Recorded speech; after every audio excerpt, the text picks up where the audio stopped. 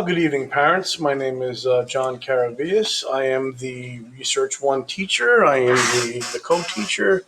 Um, so let me just give you a little background about myself. I've been teaching at Walt Whitman for over 21 years, and biology and marine biology and research for the past few years. I've been also teaching as well. I do believe that one thing to do is to practice what you preach, and this is even before I became a research teacher. So in 2008, I was awarded a grant to be one of 10 teachers to travel around the world to do marine research, and I chose the Bering Sea for an entire month. I was on that vessel, the United States Coast Guard cutter, the icebreaker there, the Healy. And then to the top right embedded, that's me, a 12-year younger self that is helping the scientists with the deployment of a sediment trap. We collected water samples for carbon export for climate change research.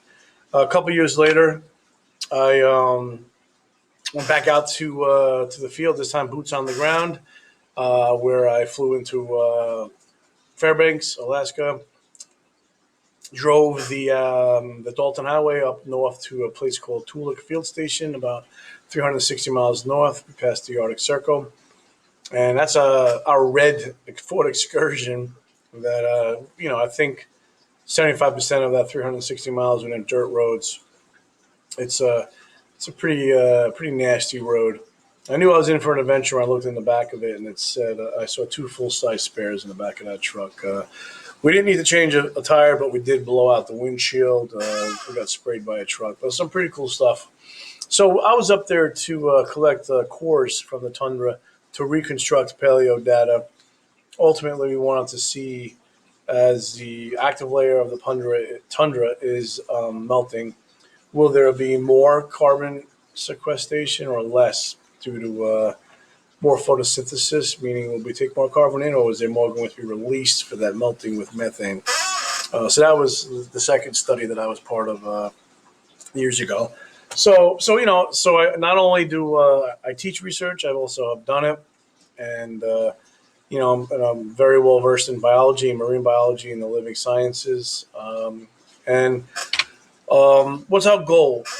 So research students are they're young. They're generally in ninth grade, as your children are, and we need to get them, or I need to get them to come up with a testable hypothesis, and then have to design the experiment that can test that hypothesis, and then collect viable data. Um, the collection of data seems to be the disconnect or the hardest thing, because it just takes so long to get these projects to go. And sometimes the students don't understand that if they don't get good data, it's okay, because the process is just as important. And moving on or continuing with the project through the years is definitely an option. But whatever data they get, they must analyze. And ultimately, there's a competition later in the year, starting in March, depending on which competition that we're going to go to, and like LISA from Malloy or whatnot. So basically from September now, right up through February vacation, and right up till about February vacation is when the research should be being conducted. And then from that point on, around that point is when the boards will be made and getting ready for their actual presentation. So there are going to be some challenges this year with the hybrid plan. We're seeing students every other day, so there's less time of in-school data collection, and I don't want anybody to go home and do research at home.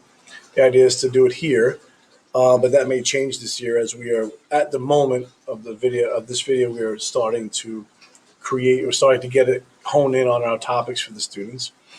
Access to materials if you are if you're home or whatnot, if you have a project here at school, and it's something that and you're home every other day, then we have to figure out either is a plan to have fellow classmates collect data for you, us, myself, or Mr. Faracco, the other research teacher, to be aware of this. So we have to come up with those plans, and then the fully hybrid learners, the issue there is that we have to get materials to them, and whatnot, and we have to make sure that it's a full experience that the students that are learning from home, fully home. My apologies. This should say fully remote learners, meaning that they're at home. So, we have to, and I've been saying we because Mr. Faracco and we do this together. We have to be able to uh, get all the tools possible to the learners to make sure that the students can get projects done even at home. So we have to set up appointments for the main office. We have to have materials for them to get picked up. If they want to use a 3D printer, they have to be able to send us files. We can print them, then we can set appointments up to get them material. So we have some challenges that we're going to be working through. However, it looks like that hasn't really stopped any of the students of coming up with some great ideas.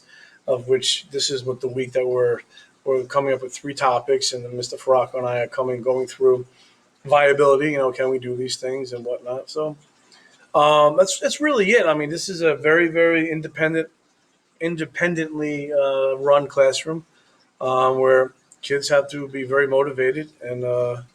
That's another challenge for these young kids is to realize that they need to be motivated every day to work on their own. That it's not going to be here's a topic, study it and take a test. It's going to be every day. What's your plan every day? Are you getting data every day? And then and it generally works out as far as in the next couple of weeks they figure this out that if they're not self motivating, this could be an issue. Any questions or concerns? By all means, please contact me through email or whatnot, jkaravias at shufsd.org. If you're not familiar with that, it's basically the first initial of every teacher and their last name, and then Shusta at .org. So, sorry I didn't get to meet you in person. This will be my first time in 21 years. I haven't done this, but it doesn't stop what we're going to do. We're going to make sure that everything that the kids need, they get, and we're going to get these kids to do some great projects. So have a great evening, and I look forward to chatting if need be.